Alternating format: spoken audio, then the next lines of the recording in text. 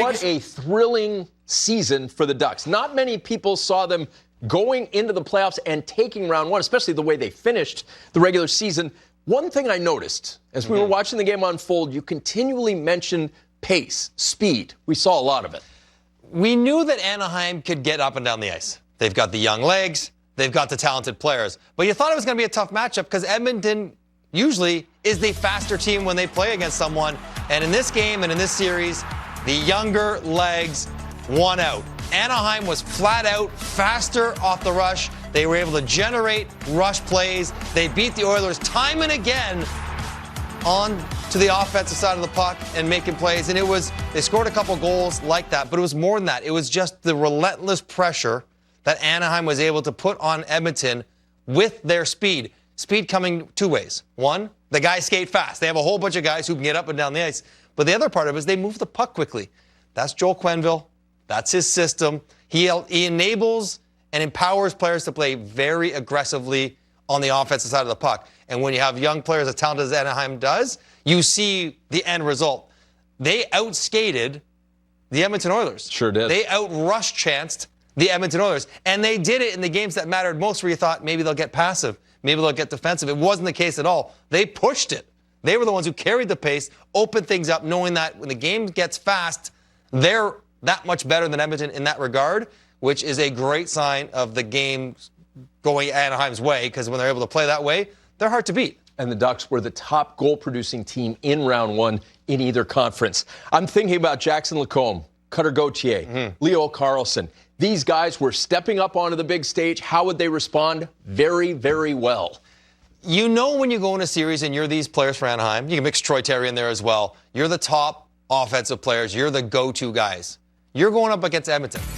They have Draisaitl, they have McDavid, they have Nuge. Look what these guys did. Huge offensive series, 7, 8, 9, 8.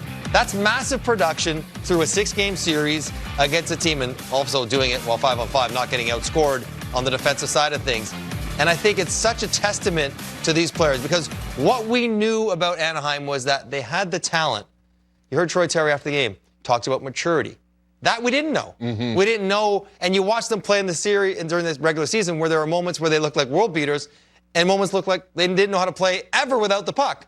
And somehow Joel Quenneville, with the leadership of these best players, these best young players, these best inexperienced players, they were able to find the appropriate balance between pace and offense, but also responsibility, and then let their talent come through. And in doing so, we're the better group of forwards than the Edmonton Oilers, who have Leon and Connor, albeit probably not entirely healthy. But you love that if you're Anaheim, because this was probably supposed to be a year of growth regular season. Certainly a year of growth postseason. I think everyone around the hockey world thought, yeah, it's nice that they got there. They'll see what it's like to play against a hardened team in Edmonton, and they'll lose. Those guys made sure that that wasn't going to be the case.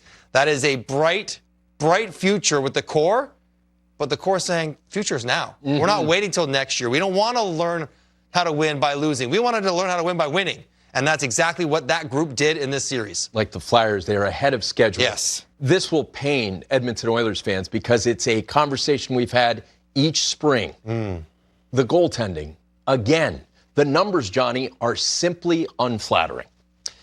You need good defense to have good goaltending. That's true. And Edmonton didn't play defense well enough. But you also need good goaltending. And you're not asking for Dominic Hasek. You're not asking for best ever. You're asking for proficient, league average, NHL caliber goaltending. And for the Edmonton Oilers, unfortunately, for a large stretch of the season, they didn't get it. And they certainly didn't get it in the series. Now, there's lots of culpability to go around, including the entire players that played. But if you look at the numbers and the goals against, upwards of 4, save percentage, I mean, 876, it's just so hard to win. Yeah. And so the Edmonton Oilers knew this. They knew this was an issue all year long. They tried to address it. They traded Skinner for Jarry, absorbed his contract, 2 more years they have him. The fact that they played Connor Ingram in Game 6, in this deciding game, when he had played the way he had up to this point in the series, says as much about Ingram as it does about Jarry. They didn't feel great about either one of their options. If Jarry was a viable option, they would have gone to him in Game 6 because Ingram wasn't having the best series himself. And they didn't feel confident enough to even do that. And so this is something that will that has plagued Edmonton all year long. And in the playoffs, where there's a lot of reasons why Edmonton lost, but goaltending, unfortunately, is always front and center in the playoffs.